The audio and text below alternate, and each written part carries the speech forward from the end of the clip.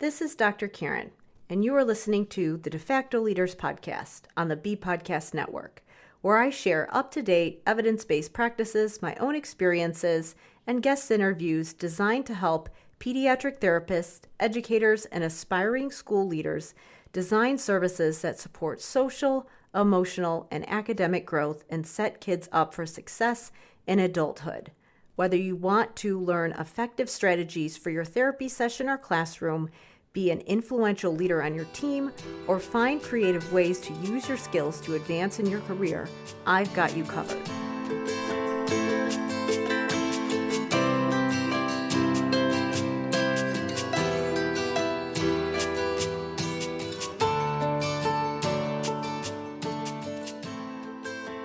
Hey everybody, it's Dr. Karen, and welcome to episode 216 of the De Facto Leaders Podcast on the B Podcast Network. In this episode, I am going to do a quick introduction to a brand new course that I just released. I'm really excited about it. I am working on revamping some of my different program offerings, and I'm excited to be able to share this with you today. So what this episode is going to be is basically just a quick run through the audio version of the enrollment page for a new course called the School Leader's Guide to Executive Functioning Support. So you can actually get more information about this program at drkarendudek-brannan.com/school leaders. Part of the reason that I am revamping some of my programs right now is because for a long time, I have really wanted to tailor my programs to be useful for people who are in leadership positions or who are aspiring to be in leadership positions. I've said it before, and I will say it again. I think that executive functioning support should really be embedded in all of the leadership initiatives that are going on in the schools right now. And so what I wanted to do today is just go through what is in this course and share a little bit about the framework that I think school leaders need in order to start designing executive functioning programming. What are the pieces that they need to learn in order to understand where students are struggling right now, and why is this so important? Why is it so timely? And how can we start designing strategic plans so that we can get some of this support in place? One of the biggest pain points that I hear when I share things about executive functioning, when I'm supporting some of the clinicians or the educators, what I consider the frontline workers in the schools, is how am I going to get other people on board? How am I going to get my leadership on board? So that's why this message really goes out to school leaders. So if this episode resonates with you, if what I'm sharing sounds like what you've been asking for a long time, which is what a lot of my listeners have shared with me, definitely share it with your colleagues and share it with your leadership. If you are in leadership right now, definitely share it with your staff as well. And with that, I'm going to get going and share a little bit about some of the new initiatives that I'm working on right now. So we'll start with just going through really the narrative that I've been hearing from a lot of people. So just to share a little bit about the School Leader's Guide to Executive Functioning Support. What it is a week-long email course for school leaders. So over the course of 7 days, I walk through a set of steps and key foundational information that can help school leaders to start designing their strategic plan to implement executive functioning support in their buildings.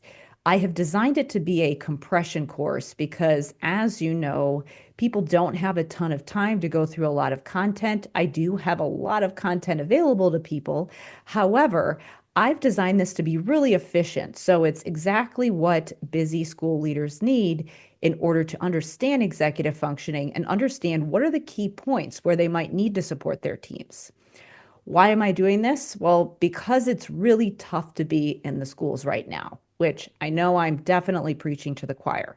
There are constantly changing initiatives. We've got really diverse student bodies. There's a lot of uncertainty about the future of education, and it's quite a juggling act to make good decisions. And let's be honest, there is no making everyone happy. No matter what, people feel like they aren't doing enough. Whether you're an educator, a clinician, an administrator, your inbox likely keeps filling up with different requests and complaints. And a lot of times there's little time to think creatively, think strategically, and get beyond those immediate fires that you're putting out. And that makes it really hard for being proactive and figuring out, how do I change a system? Not just how do I focus on these students that are in front of me today, but how do I change this system that is not necessarily serving my students? There always seems to be some kind of a new trend or initiative to jump on, and it can be difficult to figure out which initiatives will equip students with skills that will help them progress academically and also prepare them for life beyond school. And part of the issue is that educators are now expected to be everything to everyone. Focusing on high quality academics isn't enough anymore. And if things are focused on content and curriculum, a lot of times schools are criticized for not being functional enough or only focusing on grades and test scores, which obviously there's a lot more complexity to it than that. And now schools are expected to provide kids with real world experiences, help them build social relationships, and support their mental health, which is no small task, as you likely know, especially now that many of you are probably working with students who are experiencing anxiety and overwhelm every time they have a new challenge in front of them, or kids who refuse or avoid difficult tasks or require constant prompting to do independent work, struggle to complete academic work or anything that doesn't offer immediate gratification, or complain of boredom and have little tolerance for tasks that require repetitive practice, which, as we know, can be really important for supporting some of those higher level and more complex tasks that students have to do in more functional settings, especially vocational settings, things that require a lot of really complex language. All of those repetitive skill-based activities are really important for that. And we know that a lot of kids are having difficulty filtering distractions or controlling their impulses. They're missing assignments, losing track of their things, running late. And then we have those students who are misunderstanding directions, struggling with transitions, and as teachers might report, they seem to always be several steps behind the other kids. And then, of course, we have the emotional outbursts and these kids that tend to have more intense emotional reactions than you would expect, given the situation.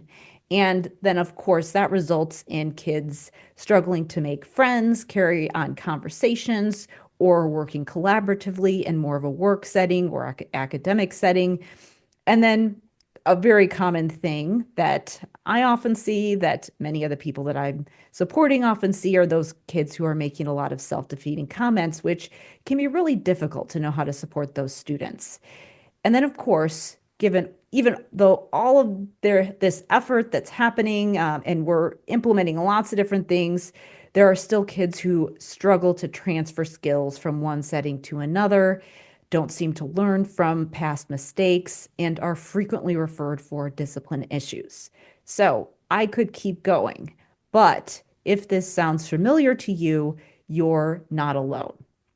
I can tell you, as somebody who shares a lot of content on social media, whenever I share any of these pain points that I just described, I get tons of comments from different clinicians, parents, even people who are in those school leadership positions. I hear things like, you know what, as a social worker or an SLP or a counselor, I could really use this information at my school and learn more about how can we take a team approach?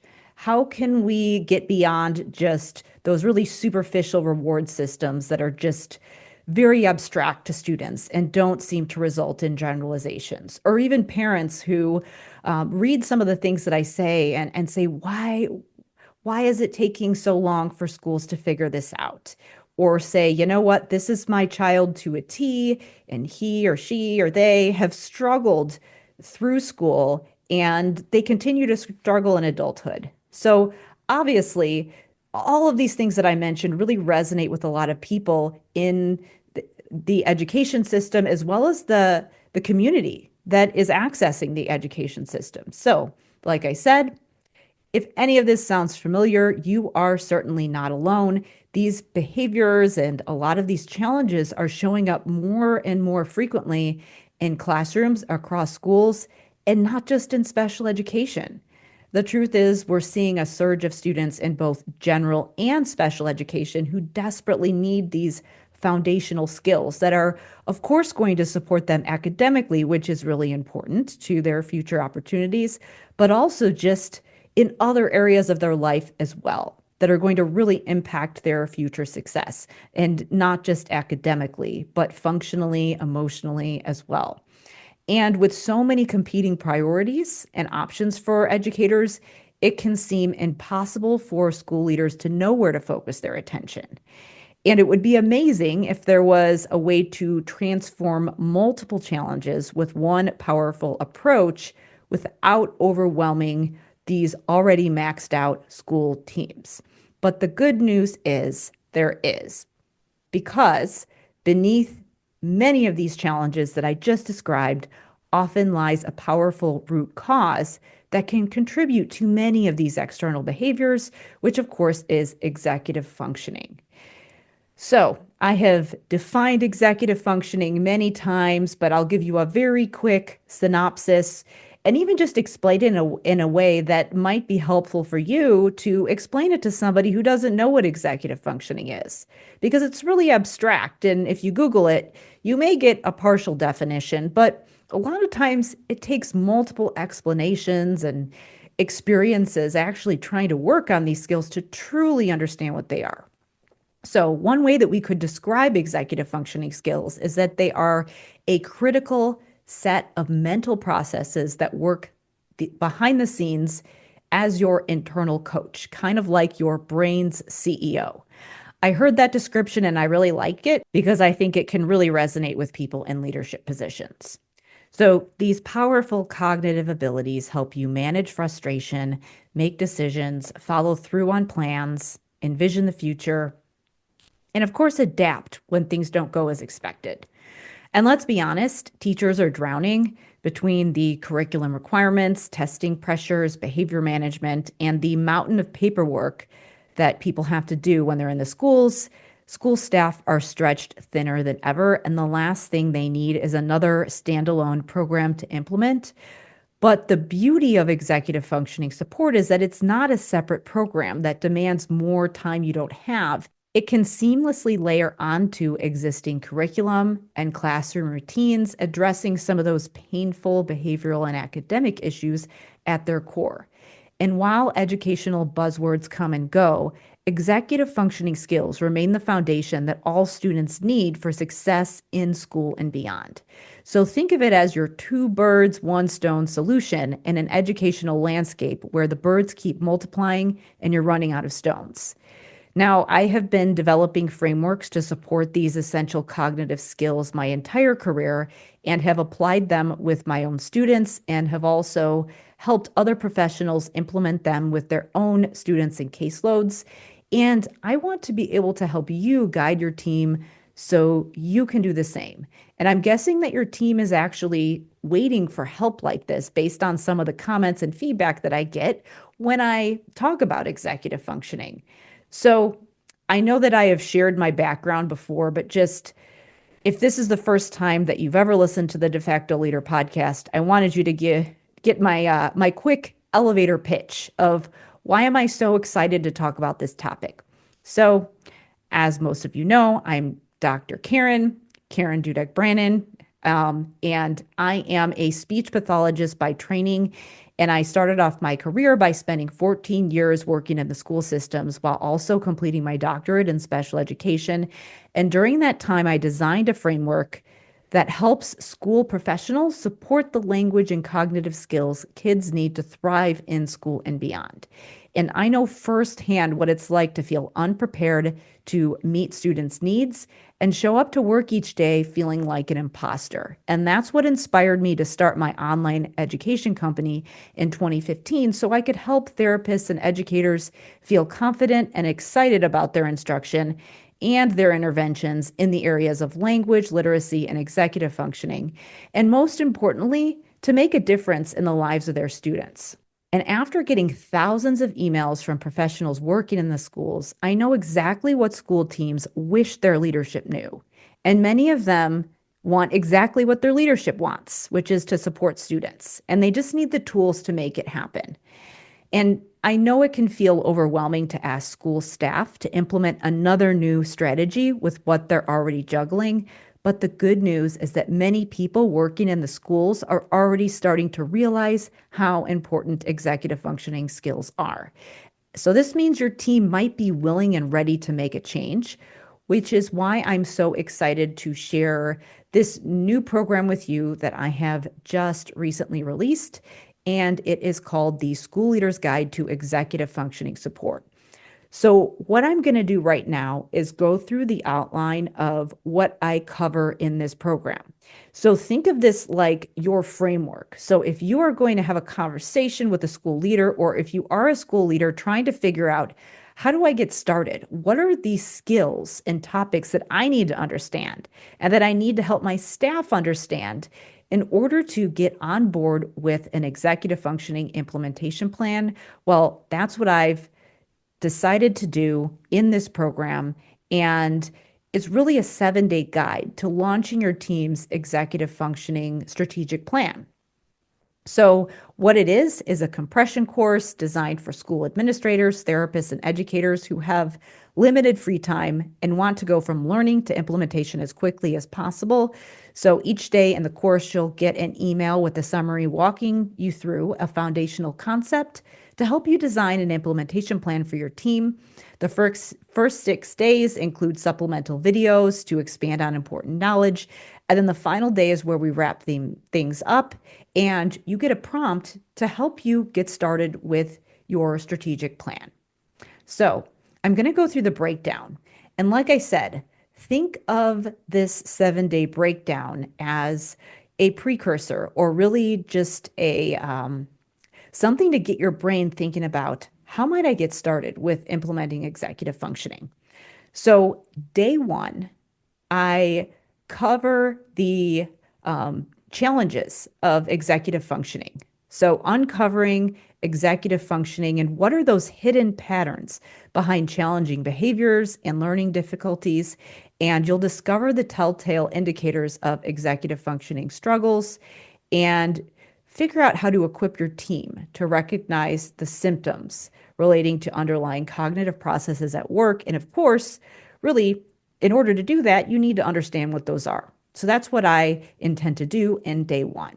And then day 2, we organize skills for intervention. So I take the external behaviors that you'll learn in day 1 and map them to the mental processes behind them and start to organize the complex world of executive functioning into distinct teachable skills that your team can incorporate into targeted support strategies.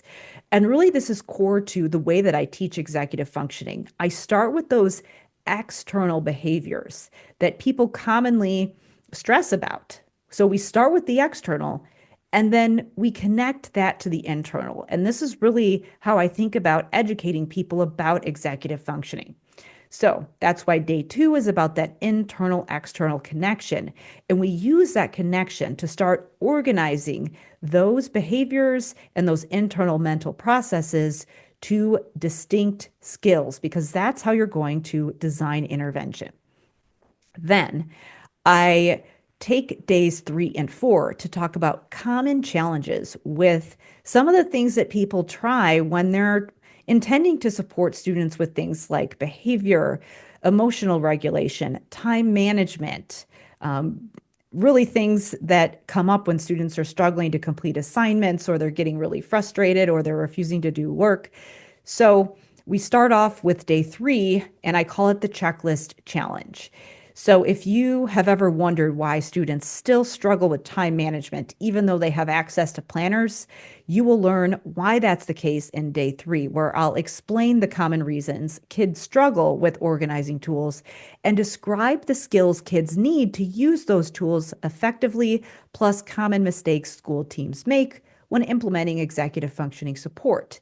And then in day 4, we shift to rethinking service delivery and really get into this idea of fostering generalization, because this is one of the most common pain points that I hear from clinicians who are thinking about supporting executive functioning, especially executive functioning for social situations. A very common challenge is that kids do not generalize skills from one setting to another. So they seem to do great in the therapy session and they can explain exactly what they're supposed to do, but then when they get into the real life situation, they don't do it. So they're very good at explaining and answering questions about what they hypothetically should do, but struggle to know when to do it and be able to execute on the knowledge that they have. So it can be really challenging to figure out, well, what do we do? Do the students not know what they're supposed to do? Or is there another problem that's preventing them from performing and using the knowledge that they do have? So that's why it's really important to think about the way that we define service delivery, really thinking about the models that we're using. So we explore the disconnect that often prevents students from applying skills from therapy or intervention and apply that to real life situations. And we examine why some students appear to not learn from mistakes or continue to struggle with emotional regulation and relationships, even though they're receiving services. Then in days 5 and 6, we start to transition to, all right, we've defined the problem. What do we do about it? So obviously, when I teach executive functioning, I have programming that is over 40 hours worth of content. But this 7-day compression course is really designed to help you get started and get to implementation as soon as possible and really get to actionable strategies after the first week. So that's why I share some of the common frameworks that can help you get started and help you start defining some of those planning activities that need to happen with your team. So I share some things that help you get started, and one of those really powerful tools that's important and is a foundation of effective executive functioning intervention is the concept of front loading. So in day 5, I'll show you how to set students up for success with front loading and define what it is and show you how important it is to use this framework to help kids tackle things like task avoidance and nervousness about unfamiliar situations. And I'll also share how you can better utilize therapy or intensive instructional settings using the concept of front loading so that you can leverage some systems that are already in place. And then in day 6, I'll discuss the explicit instruction framework, which can be used in conjunction with the concept of front loading, which is really a game-changing approach for teaching new skills through clear modeling and guided practice, because executive functioning skills come naturally to some people, but not all. So in this lesson, I'll share how to use this direct explicit instruction framework to support all students and really meet them where they're at. Then we wrap it up in day 7, and I will recap the essential takeaways and introduce you to some prompting questions to help you develop your 90-day strategic plan alongside a curated list of resources that I'll leave with you to provide support and help you implement what you've learned. So really, what I've walked you through is how I think about getting people started with supporting executive functioning. So to learn more about the School Leader's Guide to Executive Functioning Support, you can go to drkarendudek-brannan.com/school leaders. So a couple things that I wanted to share really with executive functioning. I know that a lot of people might have some questions, which is completely legitimate. So who is this for and who should really be thinking about this course and really starting an initiative for executive functioning. So this is for you if you work in a school and you're currently in a leadership position or you aspire to be in a leadership role. And that second part is really important. So it's definitely for you if you're involved in initiatives that involve service planning, curriculum design, running programs or buildings, or if you're involved in delivering direct intervention or instruction. And it's also a fit if you want to learn how to support students across all tiers of instruction, from students in general education all the way to students who need intensive support. But, and this is a very important but, if you're not an administrator, but you want to be seen as a leader on your team, I encourage you to just go for it. Take the leap and join. You can take initiative and act like a leader now without needing permission from anyone else, I promise you. This is often when I talk to school leaders, they often wish that their team would take initiative and bring ideas to them because that actually makes their life easier. So, like I said, if you're not sure, if you're thinking in your head, I'm not a real leader because I'm not an administrator, just go for it. So, a couple other things. I know that one of the most common challenges right now is there's so many different initiatives. And how do we get people on board with doing something new? Change is hard. And that's absolutely legitimate. People might be saying, we're so understaffed. How can I ask my colleagues and my team to do one more thing? So obviously getting staff to successfully differentiate instruction when they're supporting so many students can be challenging. This is because providing accommodations for students with special needs can feel like something extra they have to do. However, giving educators more executive functioning tools in their toolbox can make differentiating instruction feel like second nature because they can start to develop habits that can offer universal supports for students. So it's really more natural for them to be able to be providing those accommodations rather than having to learn a new tool on the spot when they have a student who needs something on their IEP. This idea of universal supports can potentially reduce the number of students who need specialized services because we're front-loading intervention. And also, it can make implementation for students who do need those specialized supports much easier. Supporting executive functioning can really be beneficial for all students, so it's necessary for some students to access the curriculum, but beneficial for all. So it really checks the boxes for both general education and special education supports. It can be a really powerful universal design initiative. And I know that you probably have tons of other priorities and curriculum initiatives going on, and you can and should focus on high quality curriculum.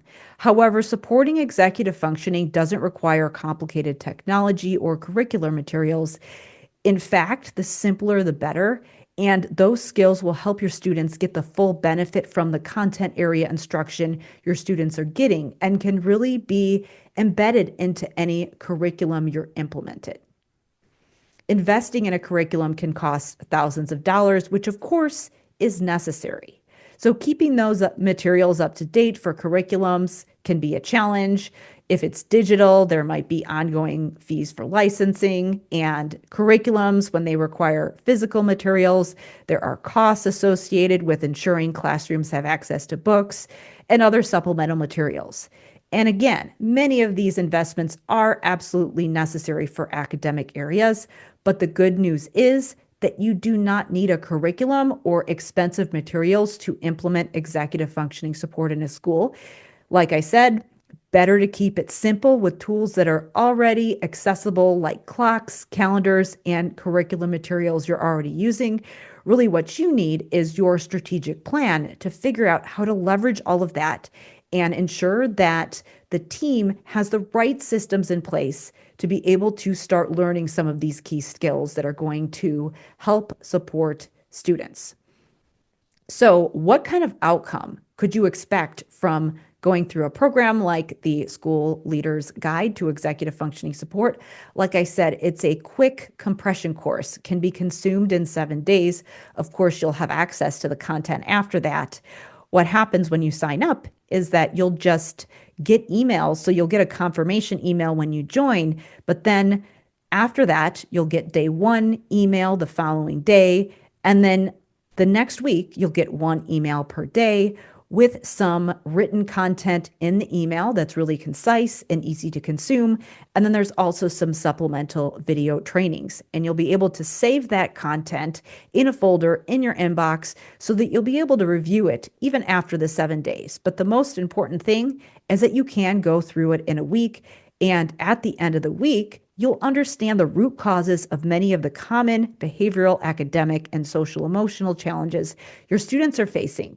And you'll be able to connect the dots between the symptoms, such as the external behavior, and what's going on in the brain. You'll also be equipped with a comprehensive understanding of what executive functioning is and how profound of an impact these skills can have on students both now and in their future lives.